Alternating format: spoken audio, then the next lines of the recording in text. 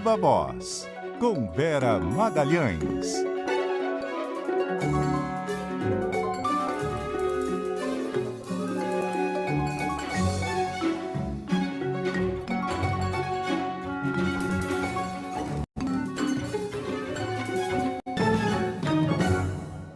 Vera?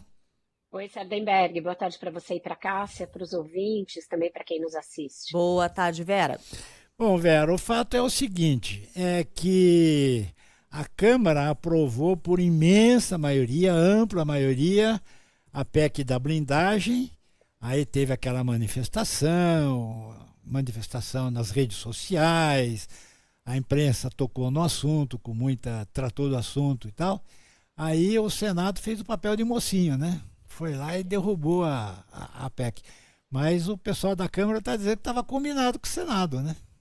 Pois é, eles acabaram dando uma de mocinho depois da reação da Não, sociedade. Vera, não, tá muito ruim a comunicação.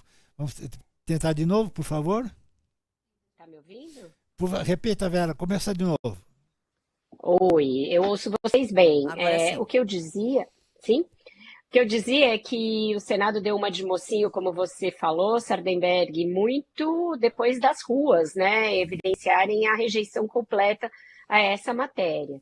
E é isso que a Câmara está dizendo, que estava tudo combinado, inclusive aquela jogada casada entre a PEC da blindagem e um projeto de anistia mais brando, que não fosse anistia ampla, geral e restrita, e que eles, inclusive, acataram a sugestão do próprio presidente do Senado, Davi Alcolumbre, de mexer nas penas para crimes contra a democracia como forma de se contrapor à ideia de uma anistia ampla. Então, isso eles usam como evidência de que era uma jogada totalmente acertada com o Senado, mas a reação da sociedade foi tamanha que ficou muito inviável para os senadores prosseguirem com a PEC. Ainda até o domingo das manifestações, a ideia era emendar o texto, tirar ali alguns exageros e passar alguma coisa. Mas depois que muita gente foi às ruas, ficou claro para o presidente do Senado, Davi Alcolumbre, que não era possível salvar nada.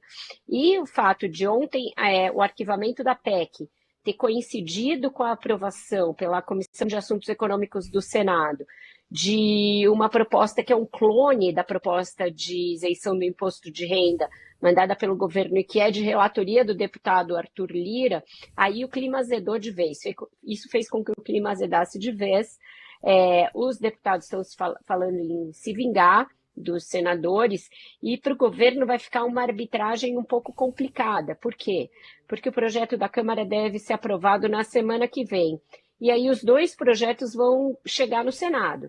Um, que já é do próprio Senado, que foi aprovado na CAI e que vai para o plenário. E o outro, o projeto original do governo vindo da Câmara. E aí qual que o Senado vai votar? A Câmara quer que o governo entre em campo para dizer que o projeto que vale é o dele, governo, que foi aprovado pela Câmara. Até porque, Sardenberg, existe uma regra que nem a Câmara e nem o Senado podem ser autores de matérias que aumentem despesa e que promovam renúncia fiscal. Isso aí é uma regra da própria Lei de Responsabilidade Fiscal, uma regra conhecida.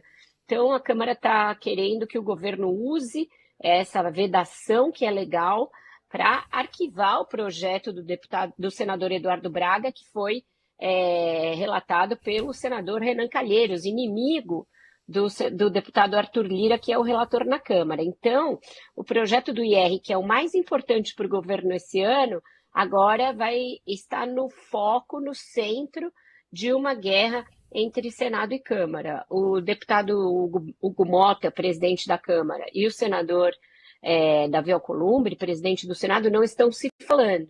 Não se falam desde a semana passada, em razão dessa percepção por parte da Câmara de que o Senado os jogou ali no fogo da opinião pública. Eles que até a semana passada tinham um relacionamento bem estreito, né, Vera? Tinham e estavam combinando a tabelinha nesses assuntos espinhosos, né? Segundo a Câmara, pelo menos. Então, o clima bastante beligerante entre os dois.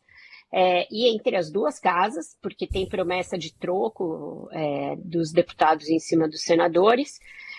E agora começam a vazar coisa contra o senador Davi Alcolumbre. Se você olhar aí nas notícias, a Câmara batendo muito pesado na história de por que o Davi Alcolumbre decretou sigilo nas visitas do careca do INSS a gabinetes do Senado. E ele realmente não está liberando esses acessos. A que gabinetes que ele foi, o careca do INSS?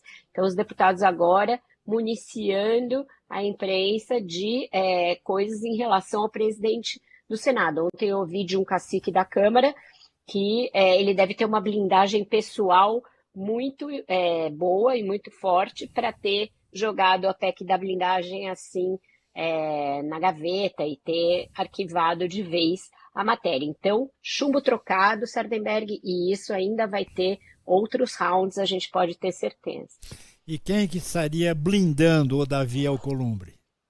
A percepção da Câmara é que ele joga em dobradinha com o governo, né? Até porque ele tem muitos indicados no governo, esses indicados vão continuar, mesmo que o seu partido União Brasil sacramente a sua promessa de tantos meses já de deixar o governo, mas já tem um combinado de que os ministros que são da cota do Davi Alcolumbre vão permanecer. Valdez Góes, ministro das Comunicações também, o Frederico. Então, ele tem sim um acesso muito bom com o Lula e existe ainda uma elucubração grande aí a respeito da possibilidade de aposentadoria do ministro Luiz Roberto Barroso, precoce, antes da expulsória, e a consequente nomeação do ex-presidente do Senado, Rodrigo Pacheco, para o lugar do Barroso.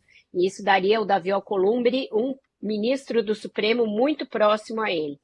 Então, esses bastidores aí estão bastante aquecidos e o chumbo trocado entre a Câmara e o Senado só aumenta. Vera Magalhães, obrigado, Vera. Até amanhã aqui no CBN Brasil. Até amanhã, um ótimo jornal para vocês, até mais tarde no Ponto Final. Até mais tarde, Vera.